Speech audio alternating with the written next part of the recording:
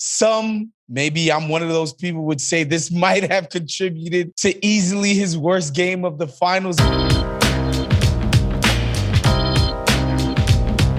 Welcome to Full Court Fits, the show that takes you around the world of NBA fashion while also bringing you the biggest, most important, most pressing happenings in sneaker culture today. Let's go. First up on Cop or Drop, we got Devin Booker of the Phoenix Suns. He wore this interesting getup to Game 3 of the NBA Finals. Some, maybe I'm one of those people, would say this might have contributed to easily his worst game of the finals. What do you make of your performance? Wasn't well. But come on, we gave Devin Booker props for being a guy who makes it a point to step outside of the box of the norms and conventions of typical NBA style. And a lot of times he gets it right. He has a style that's distinct to himself and he can call it all his own. But sometimes, and this is the problem when you walk that tightrope of trying to do something that's completely unique to you, you just get it completely wrong. Foul by Booker, they didn't call it. The Prada short sleeve windbreaker, not terrible, but the idea that you would rock a sweater underneath that with the sleeve showing, no thank you. The Capri slacks, no thank you. And biggest no thank you of all, hard bottoms with shorts. Your dad can't get away with this. Maybe you could get away with this on the golf course, right? Like you see the guys in the chinos and the terrible golf shoes, maybe. But this, to the NBA Finals, after being up 2-0, I'm dropping this fit. Sorry, Devin Booker. Next up, we got the king, LeBron James, at the premiere of his new movie, Space Jam, with his wife, Savannah, on his arm. First of all, let me just say, Savannah, always killing it. She clearly did not come to play with you people. But on to LeBron, head to toe, in Tom Brown. I don't normally go for the monochromatic. I hate when I see a guy, a black suit, black tie, black dress shirt. I don't normally go for that type of monochromatic thing. I don't like it when I see it in white. Definitely don't hit me with Barney purple. But this navy number, you don't really see a navy monochromatic look with a suit. And I think LeBron kind of killed it here. I think it looks pretty fire. I'm copping this fit. Like $1,000 mesh marina to a game. What is he doing? But I appreciate. I have a similar one that I bought vintage, so I can't throw shade, right? Welcome to the show, Megan and Wilson, aka She Got Game.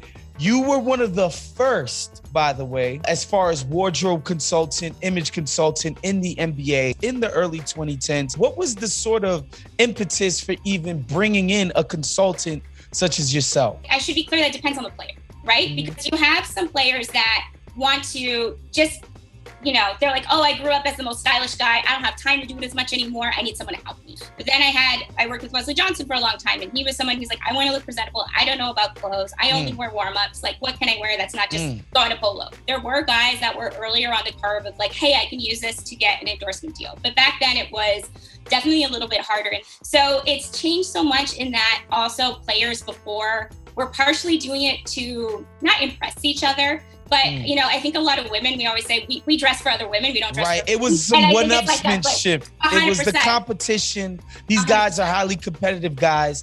They see guys getting attention, getting a look, getting a GQ spread. And they're like, F that. I want my own GQ spread. It also was partially, I think, the guys wanting to be seen more than an athlete, wanting to be multidimensional, wanting to have more, wanting to show their personality, and understanding that that's kind of the way you get endorsement deals. LeBron and them kind of pioneered it. And I think it was a happy accident in the sense that after the decision, the amount of attention those dudes got, LeBron and D-Wade specifically, just grew exponentially. Like LeBron was a lightning rod, but after the decision, he just became the it thing in sports. And I think it almost became like, all right, all these people are looking at me and paying attention to what I'm doing. I got to look good and I got to get some pros in here to help me with that. And then I remember the thing that caught my eye first, Megan, was when him and D-Wade, they got Hublot and Audemars Piguet deals. And I was like, this is new. This is not Gatorade. This is not Hanes. This is not McDonald's. Great show, guys. And thanks for lunch. That's what really shifted the paradigm where God's like, no. I need to get on the map. and get in front of these people. And I think something that LeBron and his team don't get enough credit for is they really understand image building in a way that we haven't seen in sports in general. There are very few athletes, maybe Roger Federer, to an extent Tom Brady, guys that really understand a full image crap for now, for later, for setting it up, right? They understand that they have to play these sort of games and they have a personality for it. Because some guys, you can kind of tell, they're like, I feel like a corporate show, right? But I feel like LeBron and D-Wade are guys who are kind of think about being in on the joke, or it's part of the fun of it. And they're also smart about which deals they take. I was about to say that because LeBron, it's the watch, it's the luxury travel where like he's got a freaking suitcase deal. He's doing it from head to toe to everything. But that's part of being smart about building an agency. And that's why, like Rock Nation, Clutch, why all these places are winning players, because they actually, they take more money than some of these other agencies, but the players get this idea of like, this person really cares about my brand. But we do a segment on the show, Megan, and it's called PJs Playhouse. And I do want to talk to you about the Dolce & Gabbana deal, because if you pay attention to it, right, like James Harden, his former teammate, is very instructive. He has an Adidas deal, but usually he's wearing some designer sneakers to games. And that's for a variety of reasons. Like, he's not a Nike athlete. He doesn't have the access to the full Jordan catalog and full Nike back catalog and all the crazy collabs and everything that's so on brand and so on trend. He doesn't have access to that. So he's doing a bunch of Balenciaga and Lanvin and all of that other stuff. But PJ, to my mind, is the first guy with his own shoe. Not that he's wearing Dolce & Gabbana sneakers. He's got his own shoe.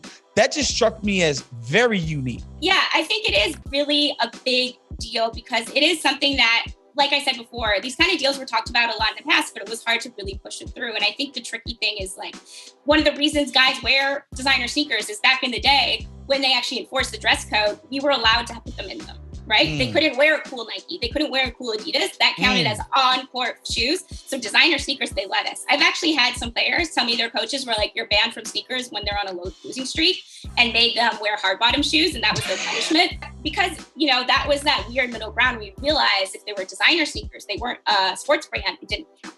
And like you said, a lot of these major, like Nike and them, as long as it's not performance, they didn't really care, right?